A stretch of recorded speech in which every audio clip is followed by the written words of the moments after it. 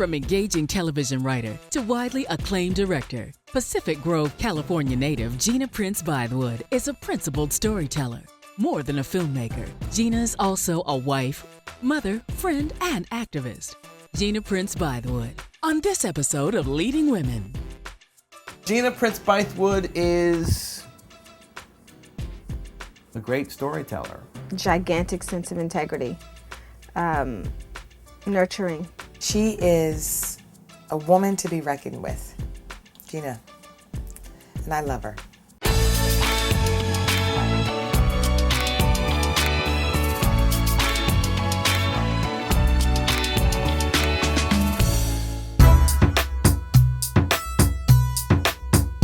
I always wrote short stories. I always had an active imagination. I used to watch soap operas a lot in high school and read finally how much soap opera writers make, and I was like, oh my God. And I thought, okay, that's what I'm gonna do. But once I got into UCLA, started working on student films there. She was always a good writer. She was very creative. I remember when it came time to apply for film school, I didn't give myself any backup, any other major, and I didn't get in. I've only lost it maybe 3 times in my entire life, and that was one of them. She was in tears, and my response was, do something about it. At the time, I was actually interning on Ghost Dad, Bill Cosby's movie. He would just talk to me about the business, and like having someone like that as your first mentor, I mean, it was tremendous. And so when I got the rejection, talked to him about it and told him I wanted to write a letter, and he said I could put his name at the bottom, and just really wrote an impassioned letter about why they made a mistake, and got a call a couple days later saying that I was in. She seemed to be very happy and very relaxed to be in the city of Los Angeles, or in that area, in that environment. Once I graduated, I was kind of back at square one again, and what am I going to do? And Bill Cosby hooked me up with Yvette Bowser, who was a producer at A Different World, which was my favorite show ever. They were looking for a writer's apprentice, and I walk in and there's like a room full of people. I was 22 years old and just like shrunk into myself, and it was just an awful, awful interview. So I knew I blew it, and I didn't get the job, which was crushing. But I had read somewhere about somebody who didn't get a job and had called over and over until they finally got it. And so I said, well, let me go for it. And finally, after about a month and a half, the guy they hired instead of me started messing up. And they remembered me, and obviously because I was calling all the time, and they called and said, come on. Early on, she had a voice. And I think that was the thing that, really made her stand out. You're hanging with people that you used to watch on TV, like Dwayne and Jasmine, and it was just a cool, cool time. And to be in that kind of nurturing environment, and to every day go to work and see women that look like me doing it, running it, just gives you that confidence that you can do it yourself. She was a great comedy writer on A Different World, and she also worked on South Central. South Central was created by Ralph Farquhar and Michael Whitehorn, a family drama with jokes. You really couldn't call it a sitcom, but we really tackled some really great issues. And I moved on to drama after South Central. I ultimately did want to move to drama. I started with Sweet Justice, which was Cicely Tyson and Melissa Gilbert. Then moved to a show called Courthouse. So had a couple really great experiences in drama, and then came Felicity. It just spoke to me. It didn't matter that the characters were white. Got the gig on that, got to work with J.J. Abrams, who's a phenomenal writer, obviously. And a great boss too, and it was just, it was a lot of fun. So I was writing for TV for 5 years. I finally said I've got to quit, because I kept saying I'm gonna write a screenplay to direct, because ultimately that's what I wanted to do, was direct. And I realized very quickly no one was going to hand me something to direct, because I'd never done it before. And so I said, let me take 1 year off. TV, pays you very well, so you can do that. And so I said, I'll take a year off and write Love and Basketball. It was a very scary time for Gina. She was really had a foot in the door as a TV writer. It's hard to have your foot in the door and just pull back and say, this is great, but I have a bigger vision. After a while, it became a pretty running joke, like, so you're still taking a little time off to write your screenplay, because a year later, she was still writing the screenplay. And that year turned into a year and a half, but finished it, was very happy with it, went out with it right when Soul Food hit. So I was like, well, this is a no-brainer, and every single studio turned it down. A movie about a black female basketball player was not something anybody thought would ever, see the light of day. Just by chance, 2 people at Sundance had heard about the script and called me in for a meeting, the Sundance Writers Program, and they wanted to develop the script. I started getting kind of the same note over and over, and dug back into the script and figured out the problem, which was the 3rd act. That's when Spike Lee's company saw it. They saw a reading of it and really wanted to do it. Casting was the toughest. As Sanaa loves to say, but casting was really tough to find Monica, because I had to get someone that could act and someone who could play ball. She wanted a basketball player because she had been a basketball player, and she wanted the most authentic looking basketball player. I met with everybody, and first they auditioned, then they had to get on the court, and that's what shut down everybody. I went through a grueling 4-month audition process. I hated her. I now love her. She's one of my closest, dearest friends. Finally, I realized that, what is this film? It's not a basketball movie, it's a love story set in the world of basketball. And, you can fake a jump shot, but you can't fake a close-up. And I got to go with the actor and went with Sanaa. And I remember watching her and Sanaa together and working, and, it was Sanaa's first big leading role. We had a very intense filmmaking process. I was pretty relentless, and I'll never apologize for it because I think she gave an amazing performance. I was sitting in Jason's ride with him, and he was kissing on me and feeling on me, and it was really bugging me because I couldn't remember how many offensive boards I had in the championship. I was very, very accessible, and yet a different view, something that we just hadn't seen really before that, young black love in that way. I was actually shooting Disappearing Acts when it came out, and the coolest thing was my husband on opening night, because I was in New York. He went to all these different theaters with a video camera and videotaped the audiences. Then we went on to do Disappearing Acts. She directed Disappearing Acts. It was a project I was dying for, and now they're offering it to me, And I saw it as an opportunity to work with Sanaa again. By that time, we had a shorthand. We had that kind of, relationship where she could just come to me and say one thing, and I knew exactly what she was talking about. To me, of all of Terry McMillan's books that have been turned into movies, that's the best one. My husband and I both took a year off, and then started writing again, and wrote 2 things that unfortunately didn't go, and that's when Bees came. I think Secret Life of Bees is just, it's another Universal film. It's beautifully shot. She got great performances out of those women. It was exciting to think that, we could, in one film, get like all Oscar-nominated actors or Oscar winners. Like, how often does that happen for black women?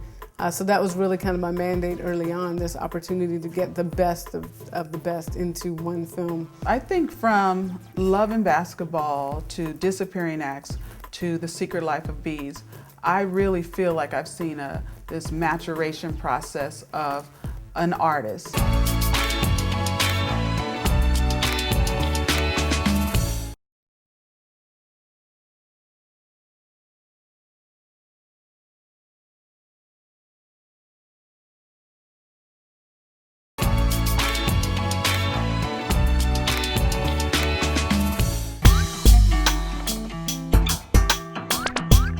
I was born in Chicago. I adopted there and lived there about a year, so I can't really claim it. But really grew up in Pacific Grove, California. We had actually thought about adopting a child before we had our natural children. So then when we did have 2 girls, we kind of thought about, well, now, maybe this next one we should adopt. For us, it was Gina was such a gift to us. Growing up, it was tough initially because I didn't look like anybody in my family. My sister is blonde-haired, blue-eyed. The other one's brown-haired, blue-eyed. And it's kind of like, where did I come from? We always said that we were so happy to have her as our child, that she was just as much our child as her sisters were. It was tough. It was all white area, and the school was all white, and You know, desks would have KKK scrawled on them and people drop pictures. Individual instances did occur where I had to, first time she got called by some kid. It's very hard. Now, in retrospect, I think it's really influenced, you know, who I've become today and the choices I've made and the kind of stories I like to tell. And, you know, obviously about characters always searching for who they are. Gina has amazing parents. You know, I know them well, they visit. And what any child, she had what any child needs most, which is love. My parents, I mean, there were 4 kids, 2 of us were adopted, and then at one time we had 3 additional foster kids. So, you know, just really giving parents, really, really supportive. They went to almost every one of my games. She loves basketball. It was a sport that called to her, I guess, and she was very good at it. Sports and basketball, like that gave me applause and gave me a sense of self. And I mean, it was hugely, hugely important to my life. It doesn't surprise me at all that the first movie that she wanted to write and then direct was something that about her love of basketball and a character who, much like her, was trying to find where she fit in. How proud am I? Don't you see I'm beaming?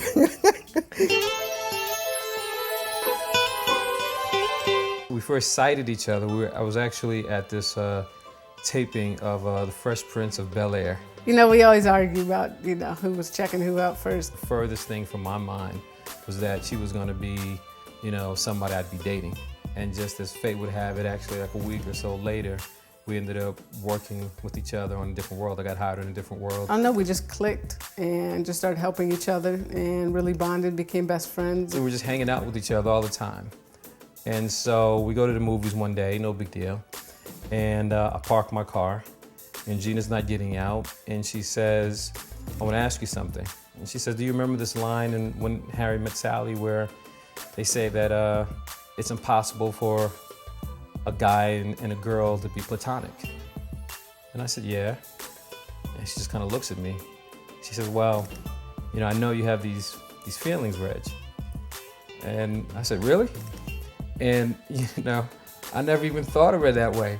But after she put it out there, it was just a done deal. And so it was like a year went by of us dating, 2 years, 3 years, 4 years, and, you know, the little hints kept coming up. He asked for her hand in marriage, which I thought was the most touching thing. I ended up renting out the entire botanical gardens and go there, and there's like a guy, you know, playing the violin.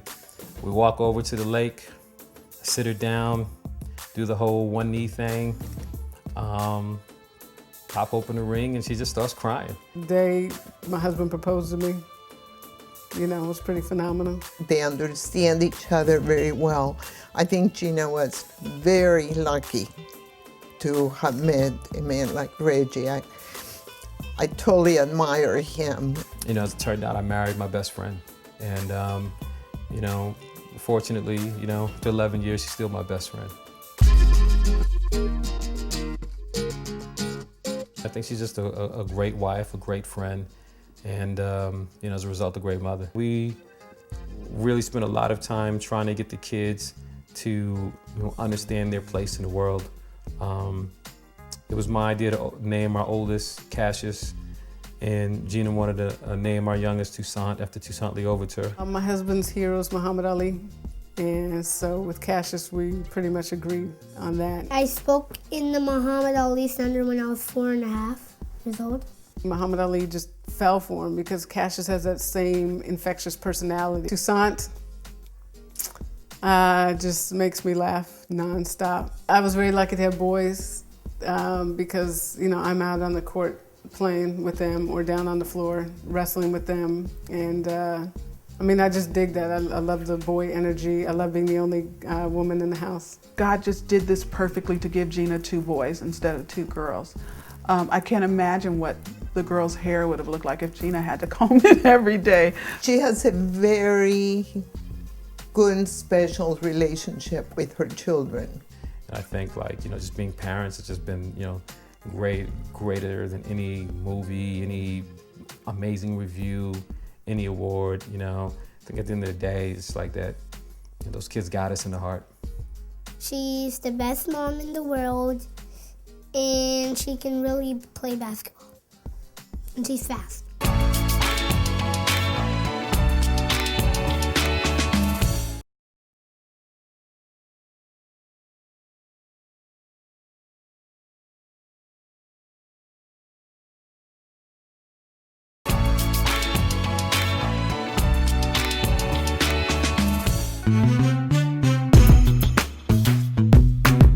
Coming out of film school, you're like, don't change one word of my script. But as you get older and you learn and you listen to people that are better than you, like you gotta let everybody be part of the process. She knows the craft of filmmaking, knows the craft of storytelling, and she cares very much about, telling the right story. I choose a project based on what I'm passionate about, and I think that it has to start there. This is a woman who takes a long time in between movies to make sure that what she's written and how she's adapted the story or written the original screenplay, that it's perfect. For the most part, I do focus on black characters, and that's just a tougher fight, and people aren't throwing open their doors for those kind of projects. Like black film, that's what I'm passionate about, and reaching black audiences, but having my films be able to cross over and be identifiable to everybody. Really trying to get us to the point where white audiences will stop looking at the color of the characters and just be able to identify with the story. I think Gina has a cause bigger than herself.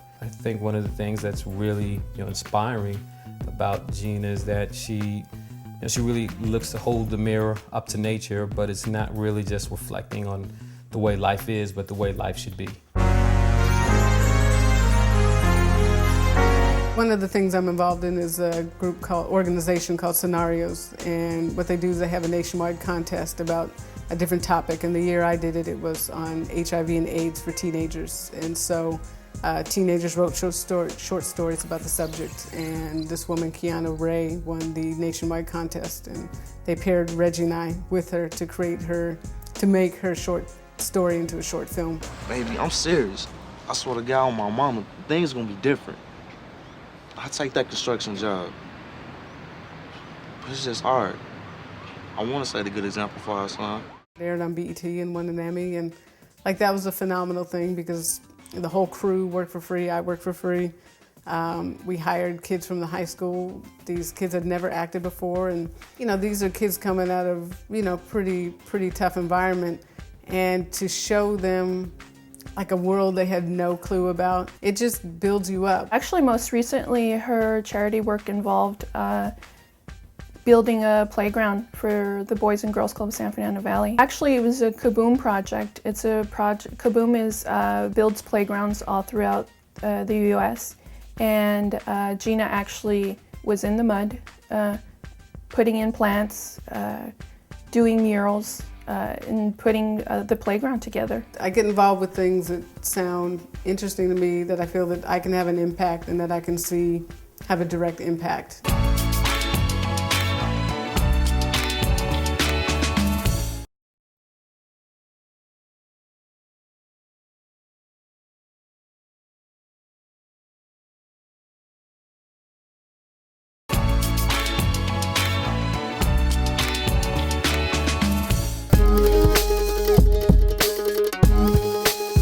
I would say the main advice I would give somebody who wants to be in this industry or do what I do is to do it.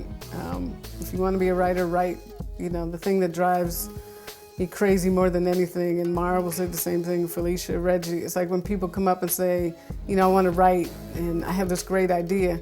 Well, anybody can have a great idea, but what is the execution? Do I think she's a role model? By all means, yes. For women in general, for black women. She's gonna be like the Scorseses and the Coppola and the Spike Lees of the world. It's Gina Prince-Bythewood. You just wait and see. In terms of her achievements, great filmmaker, great mother, great wife, great friend. Getting into film school after being rejected, the fact that I appealed it and got in, I think has really set the tone for my career, because getting past that enormous no early on, fueled then getting on a different world after getting a no, and then loving basketball, everyone turning it down. I mean, you get 1,000 no's in this industry. I think she's going to get opportunities to do bigger and bigger movies with, A-list Hollywood stars because she can. There's so much for her to come. She's just, you know, going to continue writing and going to continue creating, you know, movies that impact, you know, cinema. I think Gina's legacy is going to be somebody that just told stories that nobody else was going to tell. There's greatness in her future. I think she's going to write many, many more wonderful movies and direct them. I love the fact that, like, I get to do the thing I wanted to do. I mean, I love directing and really love directing stuff I've written. And like that I have the opportunity to do that over and over. I mean, to do what you love, like, I wish that for everybody, to be able to love what you do. My mom is always telling me to be passionate, and so is my dad. So what do you think she means by that? She means have passion in what you do.